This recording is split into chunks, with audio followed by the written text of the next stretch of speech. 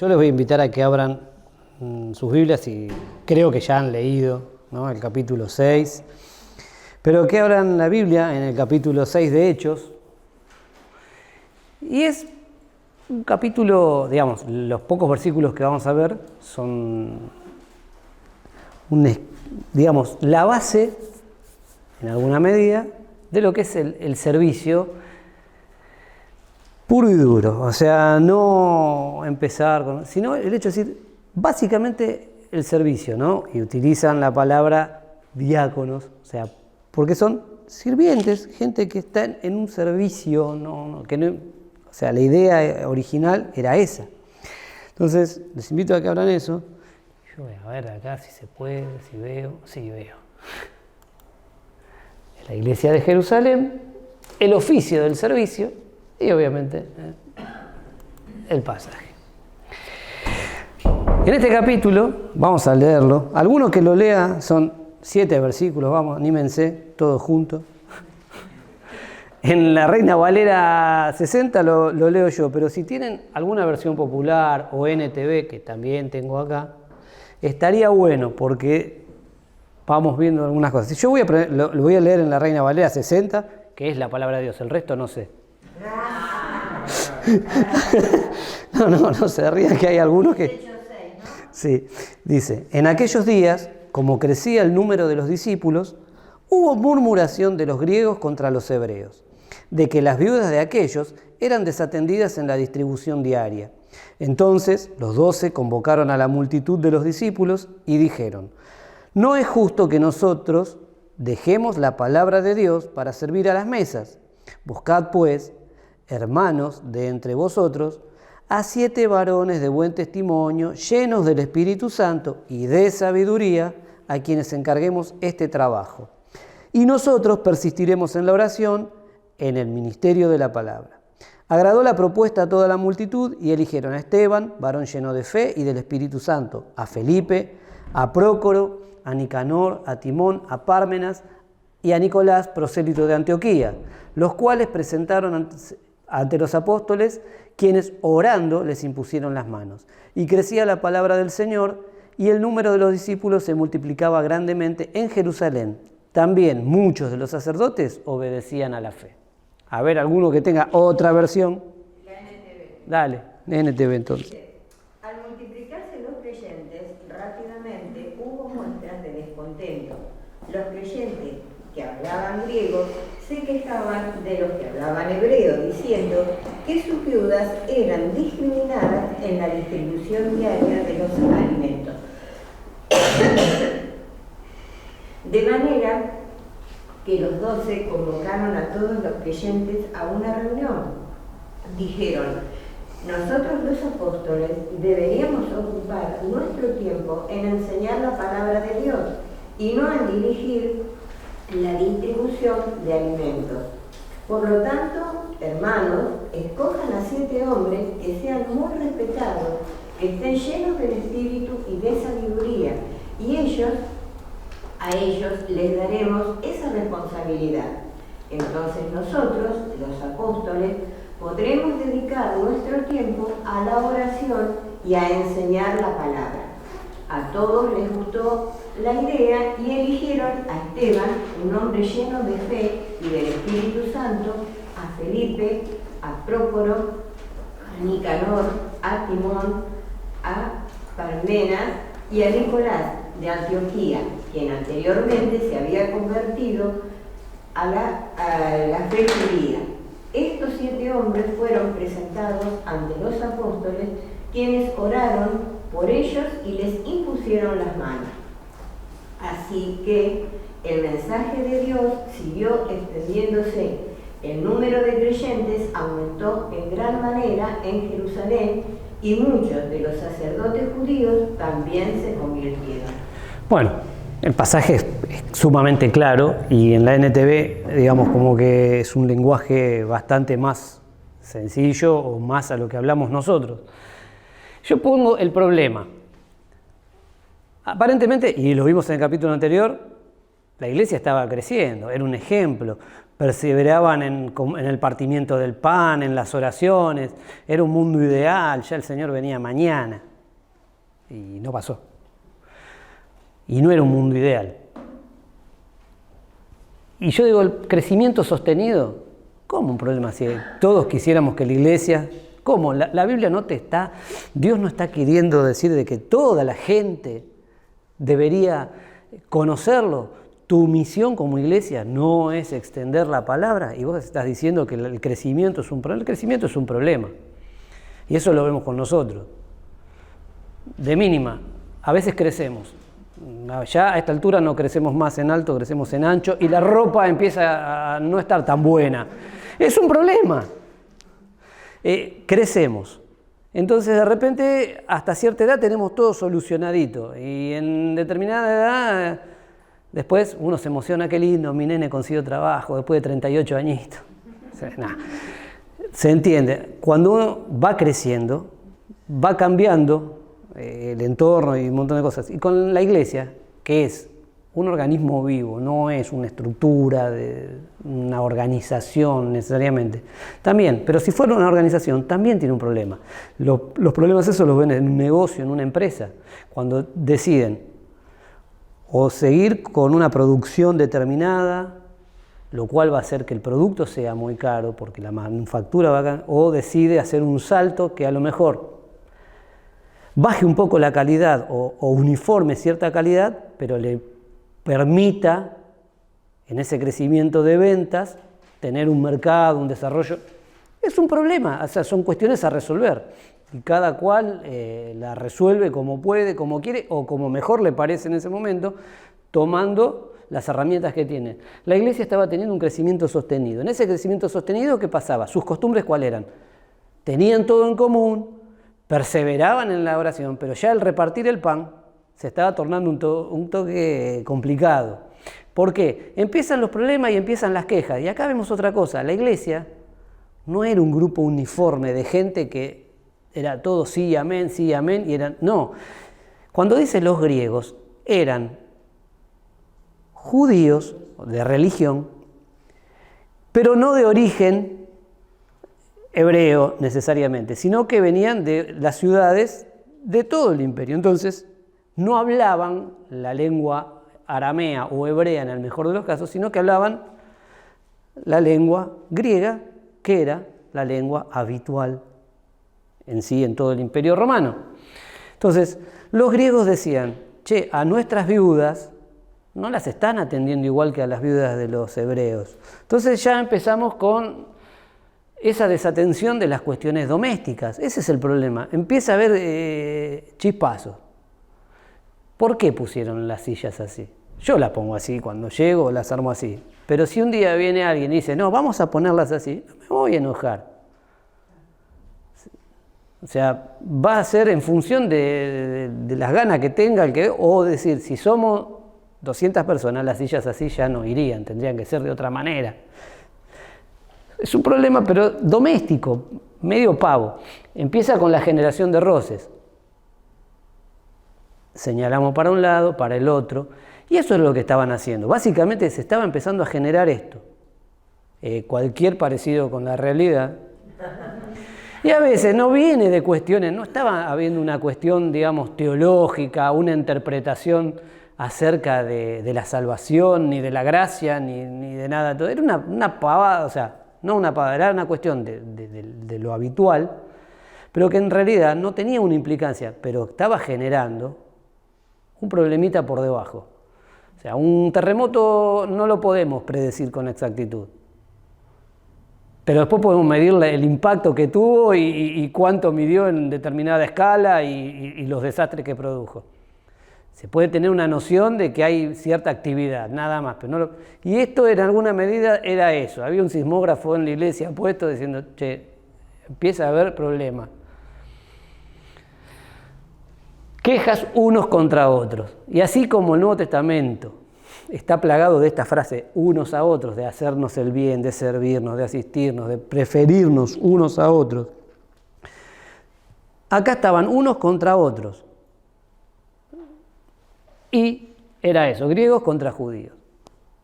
Primer choque cultural que tenemos. Entonces, bueno, empieza toda el bla, bla, bla, bla, bla, bla. ¿Qué hacemos? Porque la situación se generó. Entonces, con mucho tino, y yo digo, no hay una iglesia ideal, no existe la iglesia ideal. La iglesia es ideal porque es el cuerpo de Cristo, es la novia del Señor, todo lo que quieran, pero la iglesia está formada por seres humanos, que si fuéramos perfectos, Dios sería injusto, porque nos sigue manteniendo en este mundo podrido, y no es así. Nos quiere con nuestra humanidad y con lo que somos, tal cual somos, para seguir transformándonos y seguir mostrando su amor. Por eso la iglesia o la congregación ideal no existe. Si vas a vivir buscando la congregación ideal, seguramente nunca llegues ni a las puertas del cielo. Se generan los primeros conflictos. El crecimiento trae cambios y trae conflictos. Lo dije antes, me empezó a apretar el pantalón, quiere decir que estoy creciendo y en ancho, y es un problema. Dos cosas, o me compro un pantalón nuevo o bajo de peso.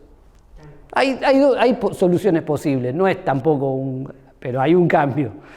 Con la iglesia pasaba lo mismo. ¿Qué hacemos? Dejamos de partir el pan y hacemos una iglesia para judíos y una iglesia para griegos.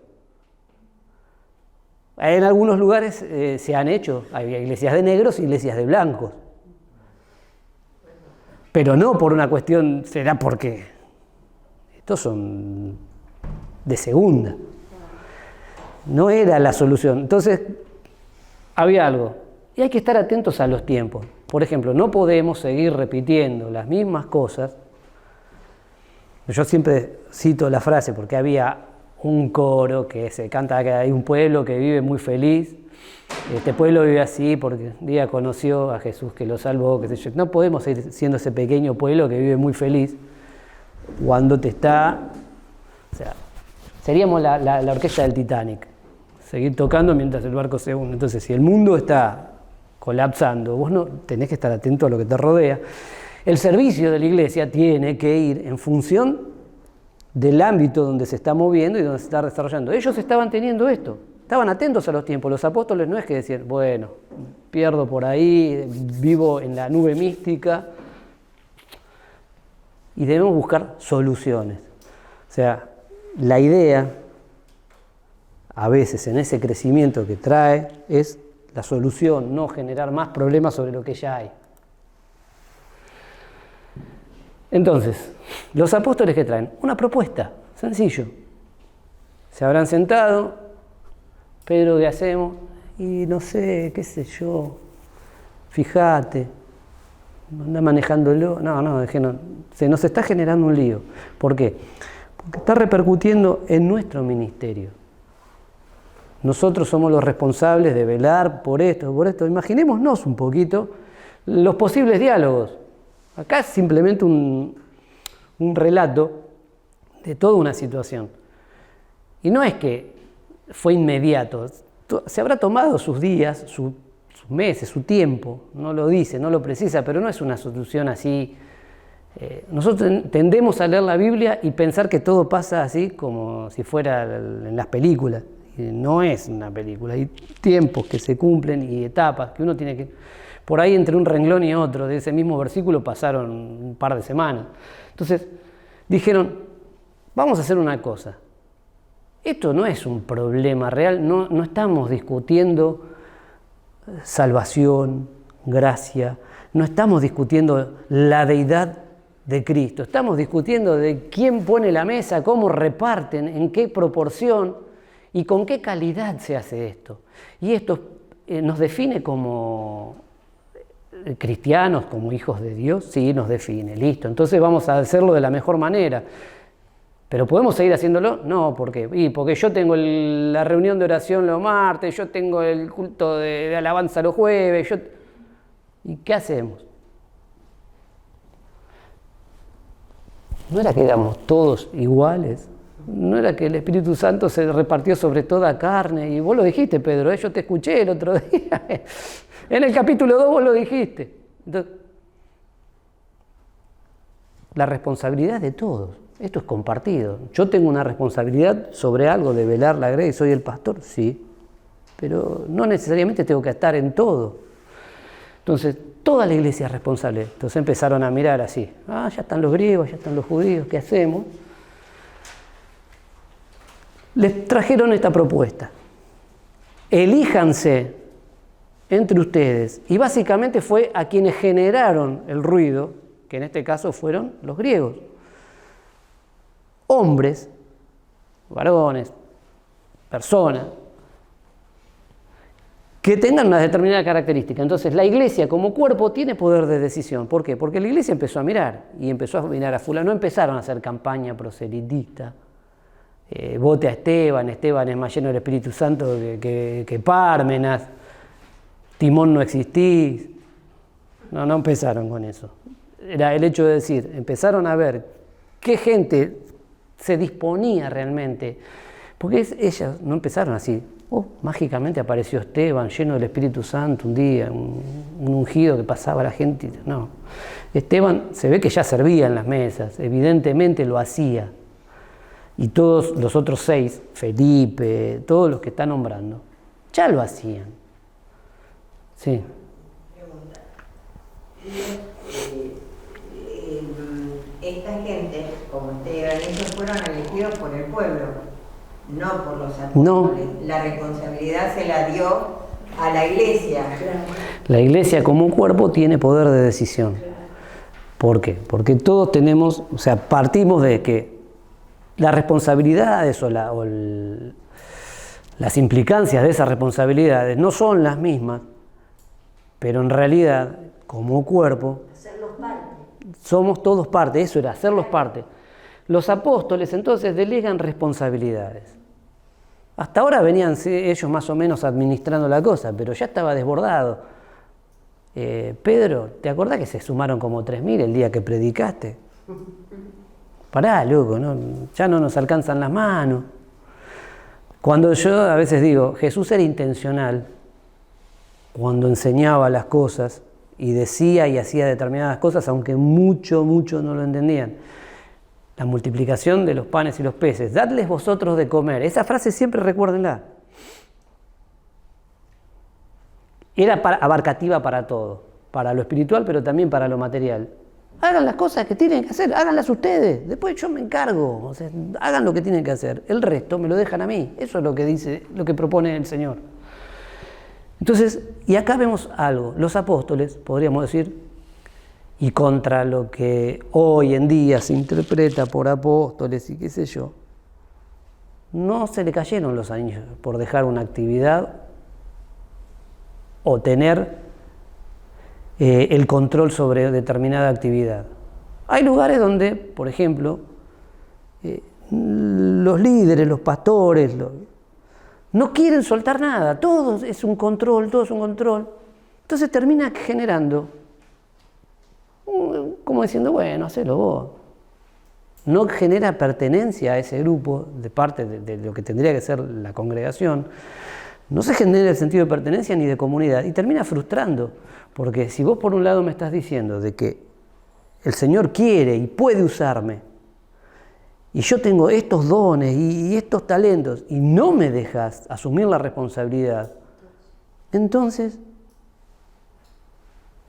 dale, seguí solo, hacé tu vida, y usando términos poco felices, rompete los cuernos. Matate, qué sé yo, hacé lo que quieras, pero hay muchos que piensan de que si no está, y no es así, no pasa por ahí. Dios es suficientemente grande y poderoso como para estar dependiendo de lo que vos digas o hagas.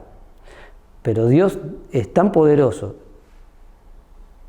que te ayuda y te capacita y te pide que participes y que hagas. Entonces ellos delegaron responsabilidades. ¿Por qué? Porque eran menores. Pero es servir la mesa, yo soy un apóstol. No estoy para cosas mayores.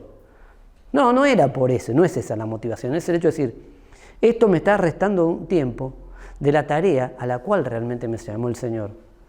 Y es un problema que se la dé que se la dé al primero que pase, que se la dé al perejil, no. ¿Qué buscaron? Para el servicio de las mesas, porque esto era y la atención, digamos, una asistencia social, por decirlo de alguna manera. Gente con determinadas características. que las recalcan bien y le dicen, búsquense gente de entre ustedes, pero que tengan estas características, porque no es cualquier cosa lo que están haciendo y no la están haciendo en cualquier lado.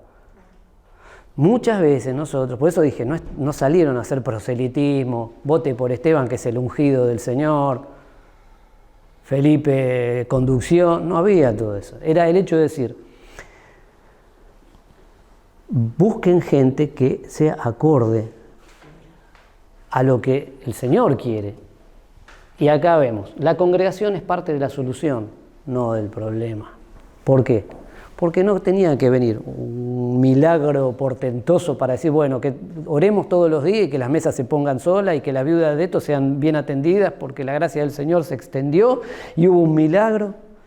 No generó otro roce, decir, bueno, como dije antes, bueno, separemos las iglesias, hagamos una iglesia, che, ¿cuántos apóstoles somos? 12, bueno, 6 con los griegos, 6 con los judíos, listo, vos te vas a este barrio, yo me voy a este barrio y nada. Sigamos juntos. La iglesia, la congregación, es parte de la solución. Bueno, ¿dónde radica el poder de la iglesia? En esa unidad, aún en la diversidad. Entonces la congregación fue parte de la solución, no del problema, no agregar. Dijeron, che, nos parece bien. Y la otra parte, los judíos dijeron, no, viejo, porque ahora de los 7, la mayoría son griegos. Y tampoco ningunearon al prosélito. El prosélito era un convertido ya no de familia original. Entonces, no empezaron a generar un problema. Esa es básicamente la propuesta que hacen. Respuesta y resultado. La propuesta agradó a la multitud, lo vimos recién en la palabra, que dice, agradó la propuesta a toda la multitud. Entonces, a veces sabemos que no todas las cosas nos van a conformar en un 100%, que es la verdad. Y yo dije, la iglesia ideal no existe, y no existe por esas razones, porque puede no gustarme la cara de fulano, pero yo tengo que reconocer de que si no me gusta la cara, tengo que decir, ¿está lleno del Señor? Sí, lo que no me gusta es la cara, punto. Y no todos, y yo siempre digo, en un grupo humano, no todos son amigos de todos, es imposible. Además sería ilógico. Pero sí, todos podemos convivir y estar en un acuerdo donde podamos organizarnos y estar. Entonces la propuesta agradó a la multitud, agradó a la multitud. ¿Por qué? Porque dijeron, somos parte. O sea, no hay un clero o una parte sectaria donde ellos dirigen y digitan todo. No, la responsabilidad del pastoreo, sí. No es para todos, no todos son llamados a lo mismo, pero yo también soy parte de esa congregación y ellos están pensando de esa manera en nosotros y nos vemos como una unidad. Entonces, agradó a la multitud, genial, listo, ya tenemos una gran parte del problema solucionado, pero ¿está bien acá? No, porque si hubiera quedado en eso y no hubieran elegido a los 7 que eligieron, seguirían con el problema porque seguirían diciendo, esto no los atienden como corresponde, estas viudas no son bien atendidas. La elección de los 7 no fue casual. No fue casual, ¿por qué? Porque había que cumplir ciertos requisitos. Para lo cual, la iglesia tuvo que ponerse a orar. No lo dice ahí, pero tuvo que ponerse a orar. No es que empezaran a ver, che, Marcelo, ¿vos sos lleno del Espíritu Santo? Listo, ya tenemos un candidato. Pero sos de buen testimonio afuera. Te agarré, ¿viste? No empezaron, no hicieron una encuesta.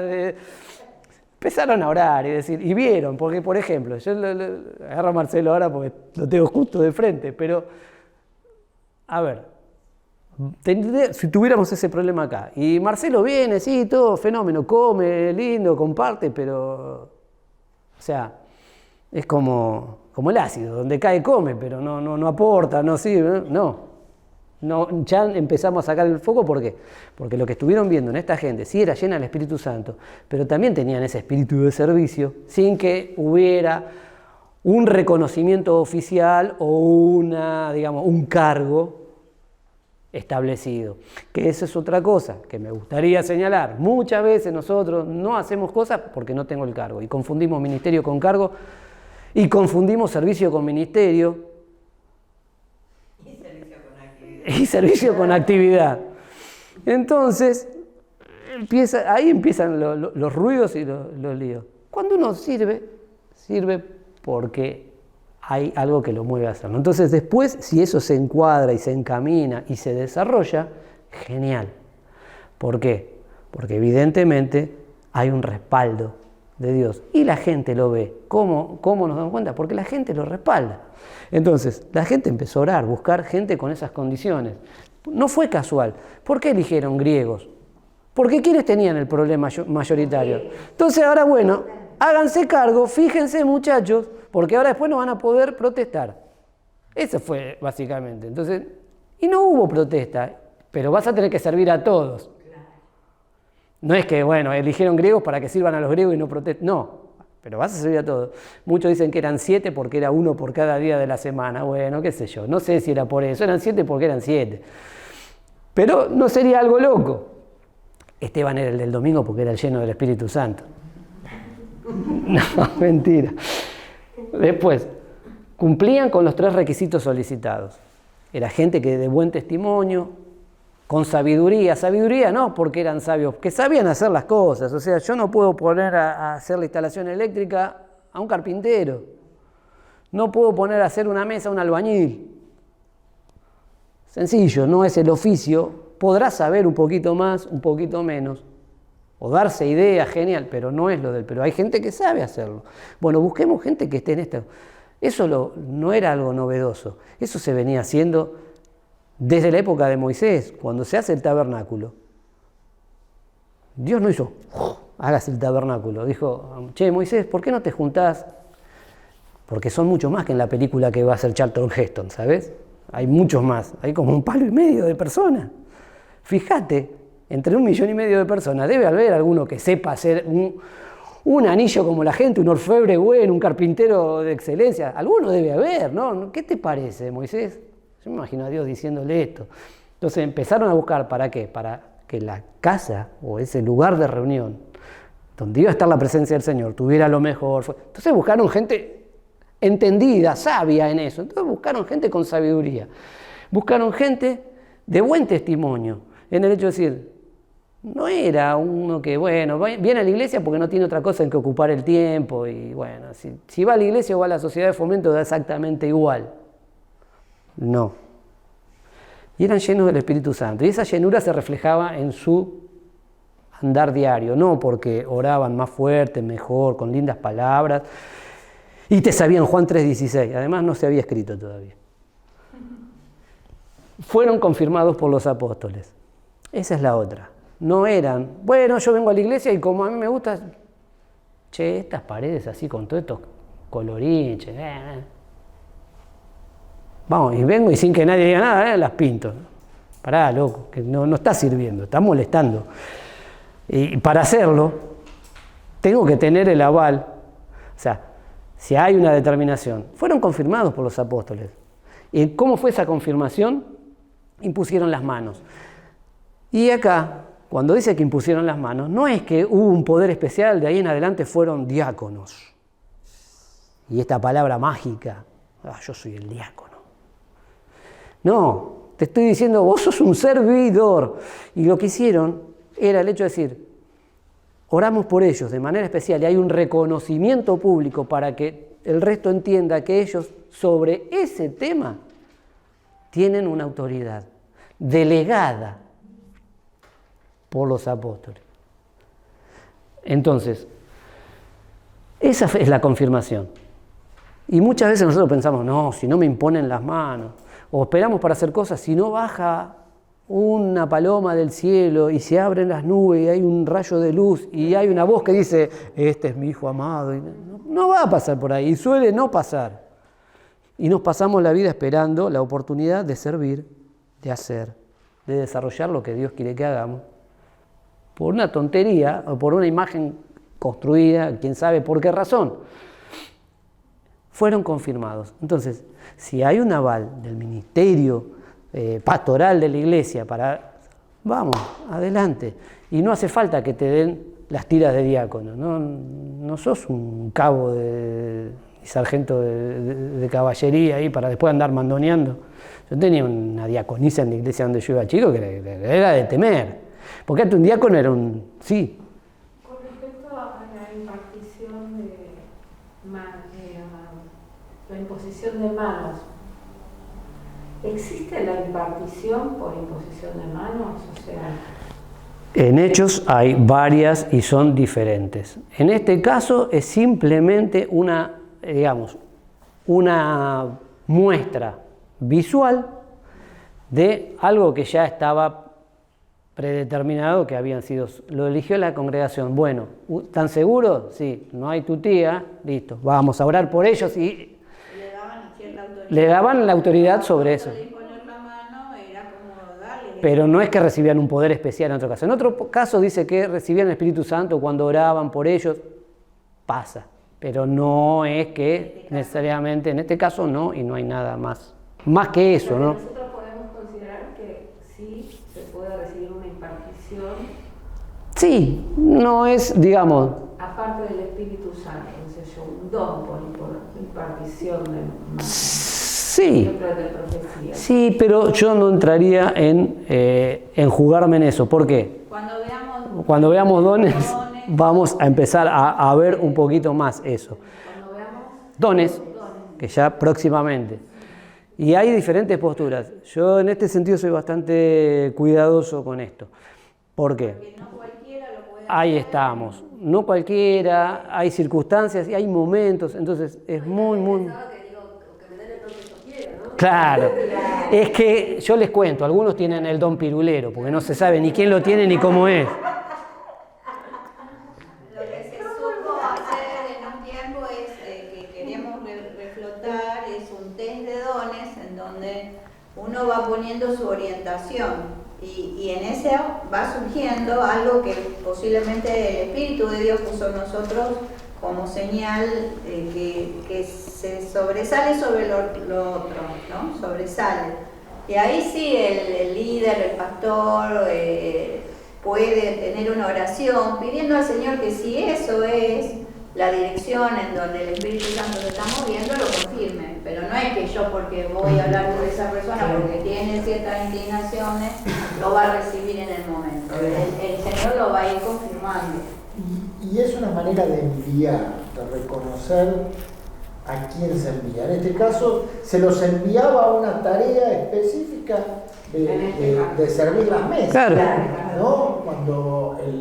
Cuando se fueron Fito y Vero, el pastor oró por ellos, impuso las manos también, porque se los enviaba a una tarea misionera. Y es una forma en que todos reconocen, pero no hay un poder especial En el acto. de las manos. El poder lo tenemos todos, porque tenemos el Espíritu Santo. Amén. Y eso lo tenemos todos, ¿no? Y es algo Sí, a mí me pareció extraordinario. leer como que estaba sacando de consideración esa transmisión de poder en el texto. Es que no hay, en el texto no hay. Yo lo leí en la clase de hoy y no, dice esto justamente, Que no le pasa ningún poder. Claro, no es. En este caso, hay otros casos que es diferente. Que es diferente, por eso Habrá que analizarlo, ¿no es cierto? Que sí, vos querías decir algo, Diego. el Espíritu Santo se manifiesta. Sí, que para el caso tampoco les hizo falta. No les Bueno, hizo claro. Porque es como él dio un caso, Fito y Vero, ya estaban desarrollando su ministerio y su llamado misionero. Simplemente que faltaba el hecho de decir, salir. Y eso fue el reconocimiento del salir. A veces se malinterpreta, por ejemplo, el apóstol Pablo le dice a Timoteo, no descuides el don que hay en ti, que te fue dado por la imposición de mis manos. ¿No? Pero no es que él está diciendo que tiene un poder especial porque Pablo le impuso las manos, sino que lo está alentando a no olvidarse y a poner en práctica eso que sabe que él tiene. Y es el don, no un don especial, sino es el don de, el hecho de decir, la confirmación de ese pastorado que Timoteo estaba ejerciendo. ¿En el caso de Timoteo también? claro, estaba ejerciendo un pastorado y Pablo lo reconoció. Fue el mismo reconocimiento que en este caso a los diáconos, y Pablo le decía, no descuides eso. Él ya tenía eso, simplemente que Pablo lo confirma y lo muestra públicamente. Es como cuando uno aceptó al Señor, dice, el que creyere y fuere bautizado será salvo. Ah, listo, me morí después de aceptar al Señor y no me bauticé, ¿qué hago? ¿Me quedo en la nebulosa? No, me fui con el Señor. El tema es, el bautismo es un reconocimiento público de algo que pasó internamente. Pero la salvación vino por ese reconocimiento. El bautismo es una consecuencia. La imposición de manos es eso. Volvemos. Fueron confirmados entonces por los apóstoles. Yo decía que los diáconos en un momento se los tenía. De hecho, existe en muchas iglesias la figura del diácono como tal, y hay un ministerio. No predican mucho, pero cuando predican generalmente empiezan así, son como un mate lavado, recaliente y puro palo. No, porque viste, vienen con las ganas, porque como el pastor no los deja mucho, el día que los deja, ahí está.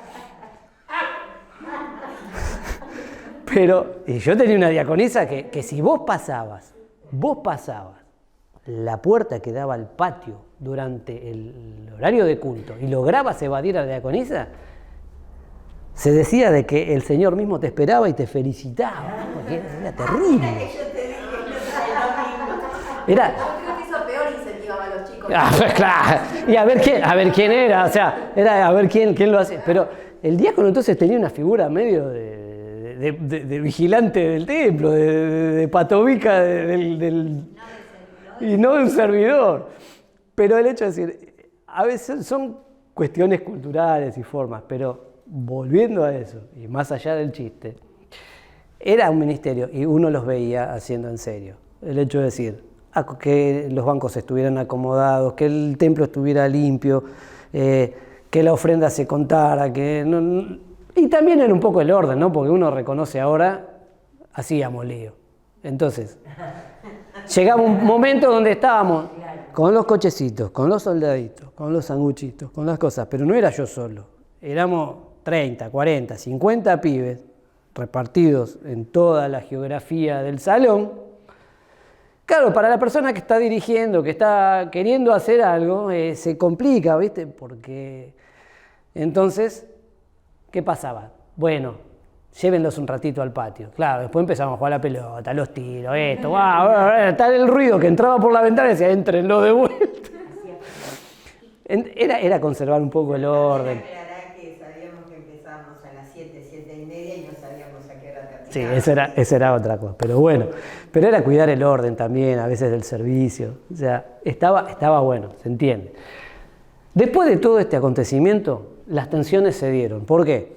Porque las murmuraciones, o sea, y el problema que planteábamos al principio, empezaron a aflojar. No solamente que empezaron a aflojar, terminaron. ¿Por qué? Porque empezaron a decir, bueno, hay gente encargada para esto y toda su responsabilidad. Che, qué bárbaro. Y eso que no estaba Willy todavía. El crecimiento en número siguió avanzando. Eso es otra de las cosas. Yo decía al principio que había un problema en ciernes que estaba muy por debajo, que no se veía y era como un terremoto.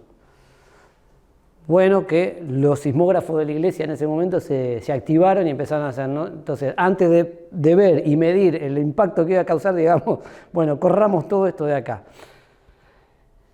Eso hizo que la iglesia siguiera avanzando. Si la iglesia empezaba a pelearse ya de movida,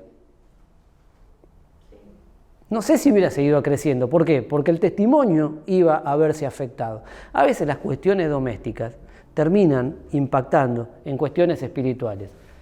Y la predicación de la palabra creció. ¿Por qué? Si me sacaste 7 personas. No. Te agregué. Porque de esos 7, 2 también la Biblia me dice más adelante que eran buenos predicando. No de la manera, digamos, desde el púlpito, como por decirlo de alguna manera, hacia Pedro, pero sí en el cara a cara. Y el primer mártir y testimonio público fue Esteban, el diácono. Y también creció la palabra porque Felipe, después de todo ese acontecimiento, la iglesia explota porque tienen que salir porque la persecución se activa por primera vez. Pero ¿qué pasa? Felipe, que era el más guapito, le paró el carro al etíope. Dice, la Biblia lo dice. No, dice que, en serio, cuando estaba este funcionario de la reina de Etiopía leyendo, y él le dice, ¿y vos entendés lo que estás leyendo? No, la verdad que no. Bueno, y ahí le empieza a predicar, y el evangelio llega al norte de África, por la predicación de Felipe, lisa y llanamente, porque esa persona hasta se bautiza. Ese funcionario se bautiza. Entonces, creció la predicación. También acá en este pasaje, lo que dice es que los sacerdotes empezaron a sumarse a la iglesia. Y uno dice, pero los del Sanedrín, los que... No, esos no. Porque el ministerio sacerdotal estaba con una clase y una cúpula dirigente muy acomodada, que hacían más política que espiritualidad. Y después estaban todos los que servían en el templo, que estaban viendo y veían cómo se organizaban los separatistas estos que aparecieron hace 30 años con este tipo que vino de Nazaret y no sabíamos de dónde vino. Pero empezaron a ver, decir, che, viven una vida distinta, viven algo diferente. Es verdad, no puede ser mentira. Y empezaron a ver, decir, ¿y qué? Ellos seguían sirviendo en el templo, pero empezaron a agregarse a la iglesia. Yo era uno de los versículos que suelo pasar de largo. Y ahora cuando lo estaba estudiando dije, qué loco, no es casual. Y es la primera formación, digamos, con gente preparada que tiene la iglesia. 8 enseñanzas prácticas. El servicio es prioritario. Una iglesia que no sirve, no sirve. Punto. Es prioritario. ¿Por qué? Porque era algo común, era algo doméstico, pero hacía a la vida espiritual y generaba tensiones. Entonces, ese servicio prioritario es el hecho de decir, muchas veces lo descuidamos y pensamos que no, ya con que predicamos la palabra 2 veces, un servicio, un culto, y bueno, mandamos una ofrenda para los desvalidos de Kuala Lumpur. No. A ver, pensemos. No para que lo hagamos, pero ¿qué capacidad tendríamos de organizarnos dentro de un grupo, un geriátrico, por ejemplo, o un hogar para discapacitados? El otro día, el sábado, estábamos con Raquel en el hogar donde está Rubén, el hermano de Vero, porque había una reunión, porque como todo este tipo de instituciones suele pasar golpazos y qué sé yo, hay una obra social estatal que le debe más de 7 millones, por ejemplo, ¿no? Entonces los pibes no viven del maná ni nada de eso, entonces había todo hay un problema que se está generando. Pero uno veía, y estamos hablando de gente no cristiana, esa capacidad y esa vocación de servir más allá de esta circunstancia. Entonces estaban apelando a los padres, o en este caso a los tutores, de los que están ahí. Es decir, gente, el hogar funciona de esta manera, pero están necesitando esto. Y hay muchos que están, porque sus hijos los tienen internados ahí, grandes ya. Aunque se habla de los chicos en forma, digamos, cariñosa. Y es decir, disponen ese servicio. Entonces, algo prioritario. Imaginémonos, si eso lo pudiéramos hacer en forma cristiana. Yo sé de varios lugares. Muy cerca, acá en José León Suárez, había un hogar de ancianos suizo, que era una congregación luterana. O sea, básicamente eran para todos y alemanes. Eran todos descendientes de suizos y de alemanes que estaban ahí. Yo lo visité una vez. Hay un hogar de ancianos en La Reja que lo abrió la Iglesia Pentecostal en la Argentina, pero cuesta muchísimo tenerlo eso. Y hay gente que no se da cuenta que a lo mejor ahí estaría cumpliendo una función mucho más efectiva y de mayor, podemos decir, importancia o gloria que andar mendigando un púlpito. El servicio es prioritario. ¿Por qué? Y porque a lo mejor en base a ese servicio abrís una iglesia, el Bajo. Fue un servicio brindado a la comunidad y derivó en un lugar de culto que sigue manteniendo eso. En Pacheco, que tiene a raíz del nacimiento de una niña con síndrome de Down, empiezan a trabajar y ahora se transformó en un servicio a por lo menos 15 chicos, o 15 adultos ya, porque como dice Martín, hay de chicos de 30, de 40 años, y la iglesia ya sirviéndoles a estos niños, a estos jovencitos, y ahora uno de ellos se quedó sin papá, sin mamá, y lo que hacen es turnarse recibiéndolo en la casa, le dan de comer, lo mandan al centro de día. Y bueno, una tarea de amor, de puro servicio, ¿no? Sí, yo lo vi. Tienen atrás, como si fuera acá en el Playón, hecho todo un centro de día con capacitación, les ayudan en actividades deportivas, hay un montón de trabajo. O sea, ese tipo de cosas también son parte de la iglesia. El valor de la designación de ciertas personas para tareas específicas. Aprendemos de esto. ¿Por qué el valor?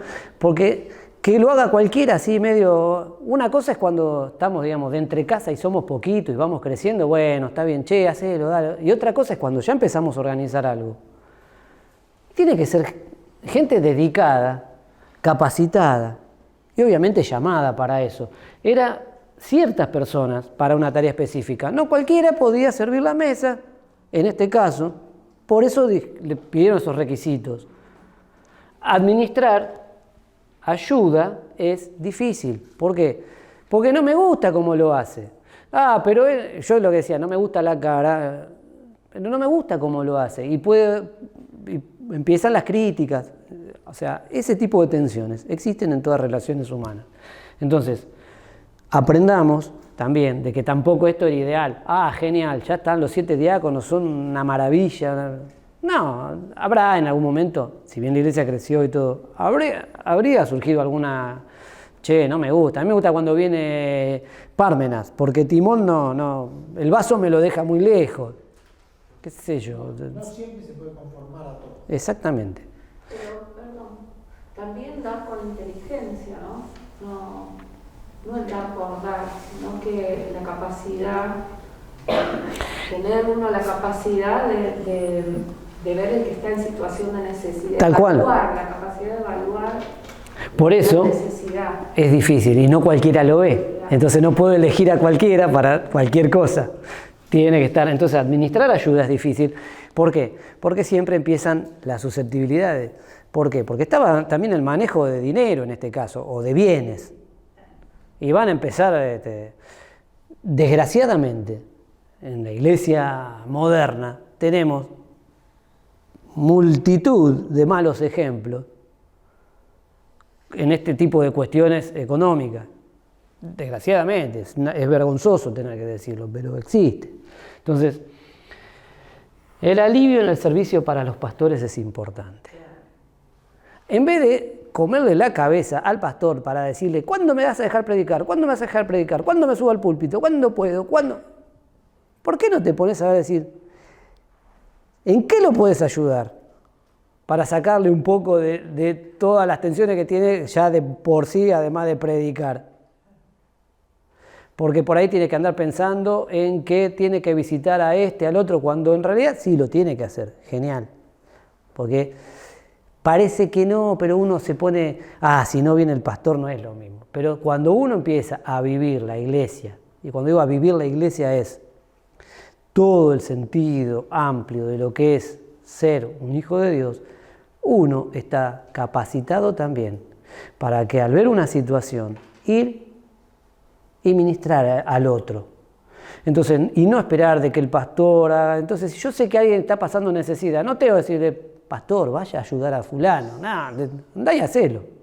Si vos estás sirviendo, o sea, de ser un poquito proactivo y no estar esperando de que todo te lo den. Entonces, el alivio en el servicio, ¿por qué? Porque entonces ahí ya el pastor no se tiene que andar preocupando de qué pasa con el dinero y no debería ser así nunca. En otros casos, bueno, pero sabe que hay gente que está trabajando y que lo hace de la misma manera y con la misma dedicación que es la predicación de la palabra. Eso hicieron los apóstoles.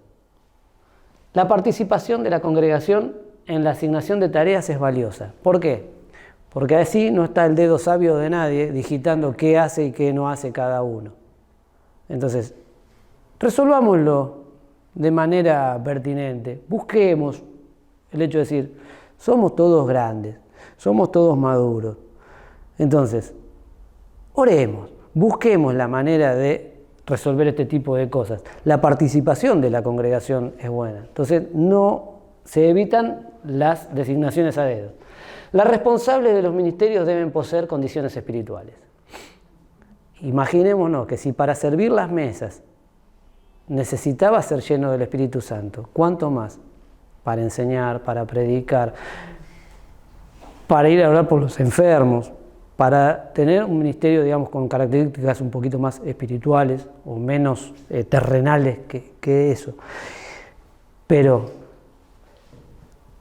los responsables de los ministerios tienen que ser. Entonces, oremos por ellos, porque somos todos humanos y todos en algún momento crucificamos al hombre viejo, pero cada tanto le echamos una grada de resurrección y lo desclavamos de la cruz y lo soltamos para que haga lo suyo, y no es.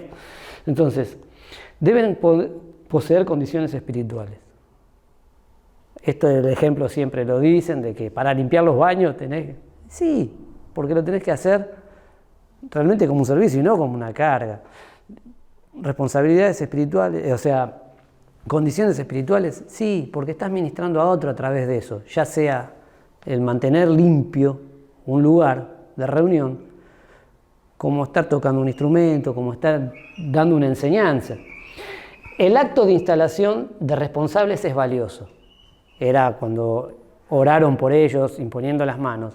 Ese acto es valioso, ¿por qué? Porque hace que la gente los reconozca y se sienta, digamos, a esta gente oro por ellos, puedo referirme a ellos. Es valioso para el que lo recibe como para el resto del pueblo.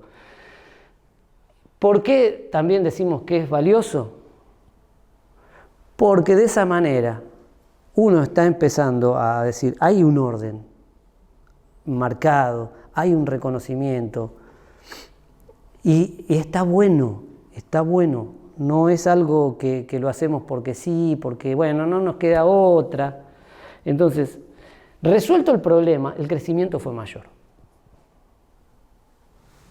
¿Terminamos con la discusión de las mesas? Terminamos. Elegimos a los 7 diáconos. ¿Cumplen con las premisas? Cumplen con las premisas. Están desarrollando. ¿A ustedes les pareció bien que los reconociéramos? Nos pareció fantástico. Entonces podemos empezar, seguir con lo que estábamos haciendo, que estaba bueno, que tenemos que seguir predicando. Y bueno, dale. Y la iglesia creció y ahí fue cuando se agregan. Entonces, a veces, un clima sano de convivencia también es un testimonio y un lugar propicio para que el Señor se mueva de otra manera. ¿Por qué? Porque yo estoy concentrado en lo que tengo que concentrarme y no estoy pensando en cuestiones para las cuales Dios no me llamó. Dios no está queriendo que ponga el foco y para las cuales en realidad lo que hace es jugarme en contra. Entonces, creo que no tengo ninguna diapositiva más. No, terminamos. La diapositiva está. No sé si queda alguna pregunta, si quieren aclarar algo, acotar algo que estaría bueno, pero básicamente esto era el oficio del servicio. Era muy extraño, ¿no? Como sirven a un rey, es una comunidad, pero era una democracia muy linda. ¿Cómo? No te entendería, Diego. Servían a un rey, o sirven a un rey, tenían una comunidad, pero al mismo tiempo había una democracia muy libre. Sí, no era tanto una democracia, porque no se entendía como democracia, sino el hecho de decir, había una manera de elegir entre esa gente, pero había una autoridad, digamos, que principal, y esa autoridad principal proponía algo y lo sujetaban. Sí a una elección, había eso, pero no es que era sino que decía, bueno, che, muchachos, en estos cánones nos manejamos y es así. Había un poco eso, pero no era algo más abierto. Estaban cambiando el paradigma también. No había igual que campaña política. No, pero ¿por qué estaban cambiando el paradigma en esto? Porque tenían algo claro.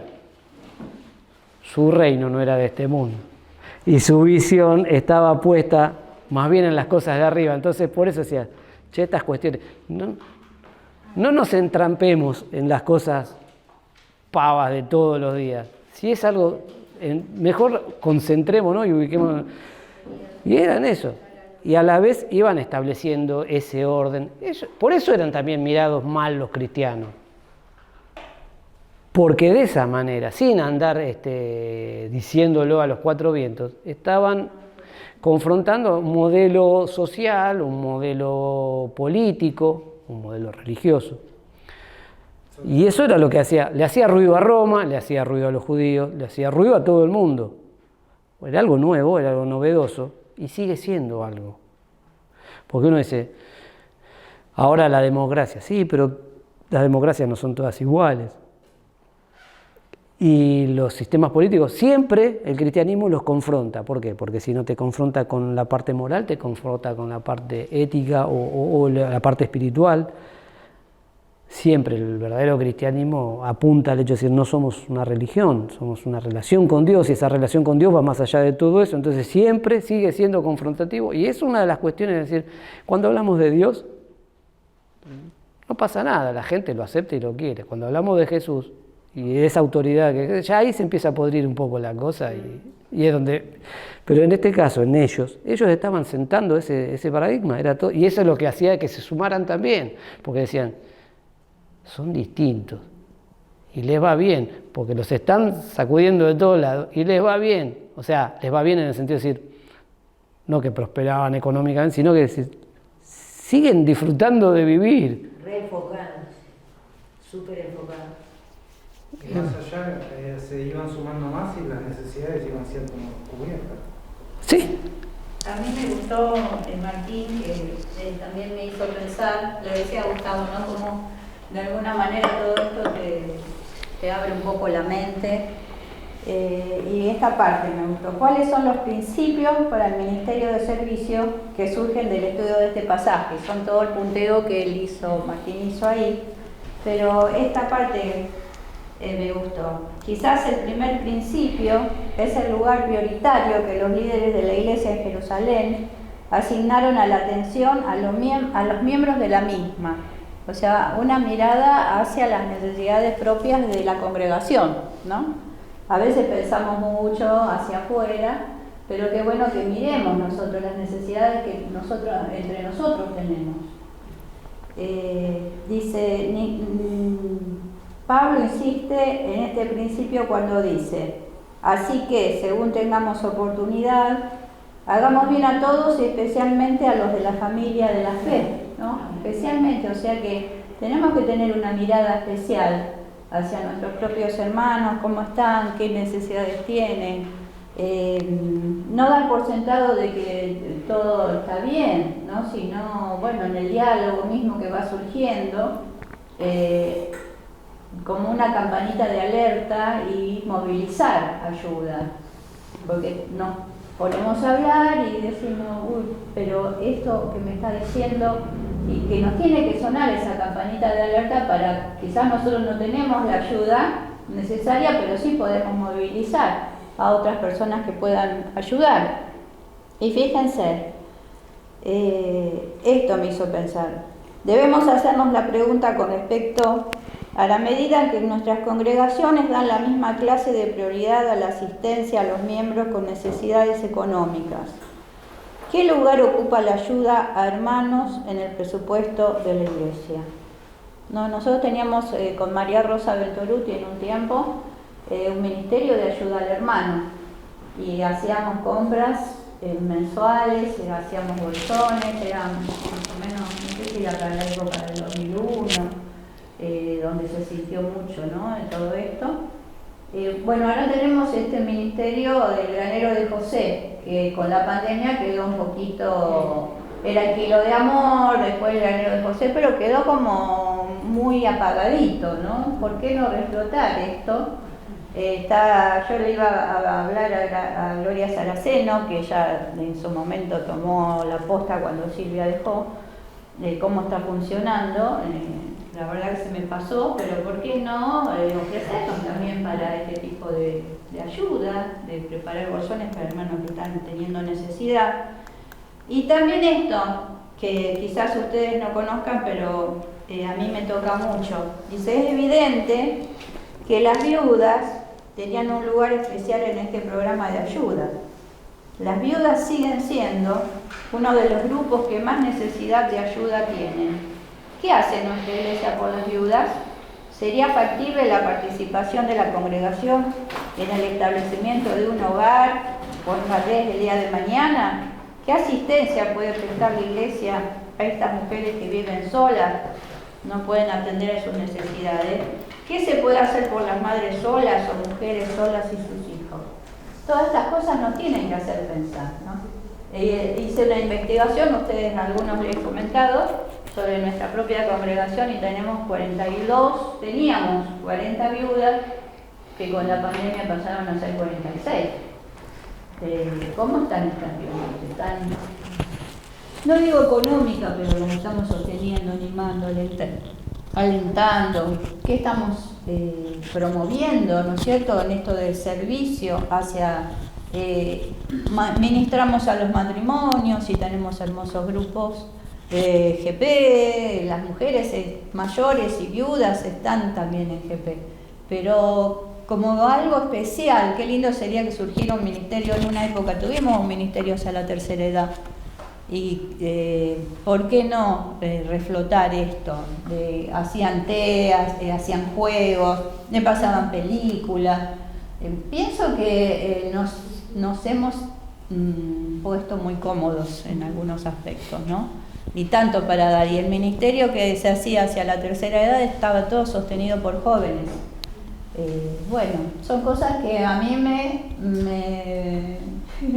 no digo, me pinchan, ¿no? Como que me ponen en molestia, porque tanto para dar, tanto para hacer. Y que, bueno, el Señor levante, como levantó a estas personas, estos 7 personas llenas del Espíritu Santo, que levante para suplir estas necesidades dentro del pueblo, ¿no?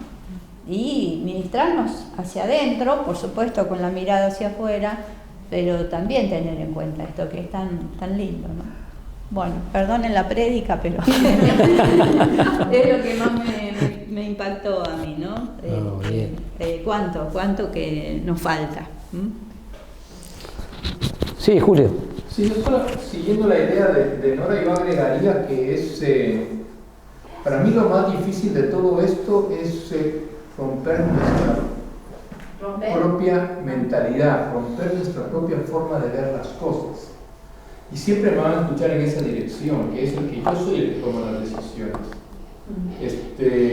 Porque hay un momento en que yo miro las necesidades y seríamos muy injusto con nosotros mismos si dijéramos no las vemos.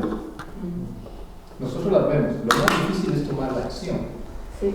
Y siempre volvemos al punto de estructura. ¿Qué significa cuando hablo de estructura? Es que, voy a poner ejemplo, el coro. Esta iglesia tenía coro hace muchos años. Por estructura no había la persona. Llegó la persona y volvió a reflotar la estructura. Para que se entienda esto. Entonces yo escuché grandes anécdotas del pasado del coro de San Isidro. Entonces la clave es la persona.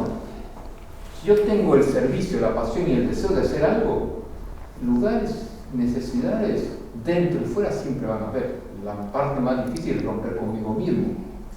Que es decir, Zoom, hago esto, me acerco a la estructura. ¿Qué significa la estructura para mí? Es acercarse a la pastoral.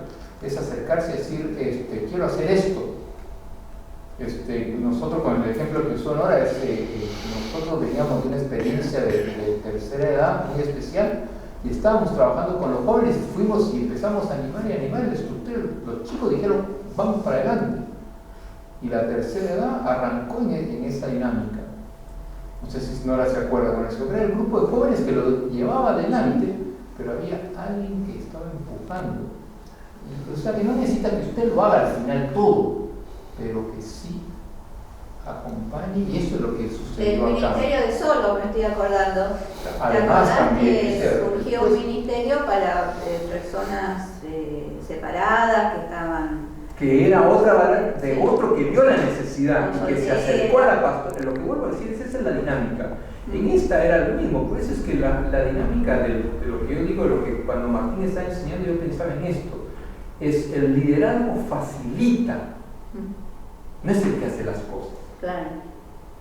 Entonces, cuando él se lo baja a la iglesia, le dice, muchachos, ustedes vieron, el problema está, la necesidad está. ¿Estamos todos de acuerdo? Sí, bueno, entonces, Sí. lo más fácil es decir, Y la oración. yo me hago cargo. Vamos a juntarnos a orar porque el Señor lo levante, que Sí, el bueno. revele, porque a veces, ya digo, ¿no? La necesidad está, pero no surge en la persona que se haga cargo, ¿no? Como que hay un interrogante ahí, ¿no? Por la gracia de Dios, en el tiempo, como el Señor lo trajo a Marcelo y él pudo estar con el coro, y bueno, pero a veces hay esos huecos que quedan que uno quisiera que estuvieran cubiertos, ¿no? Porque, bueno, ves los modelos acá de lo que es, pero bueno.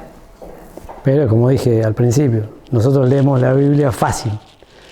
Ya, y de un renglón al otro por ahí pasaron meses. No sé cuánto tiempo habrán estado, dale que va, con que atienden mal a uno o otro, hasta que apareció y en ese mismo tiempo todos los apóstoles dijeron, bueno, vamos a empezar a orar porque el lío está.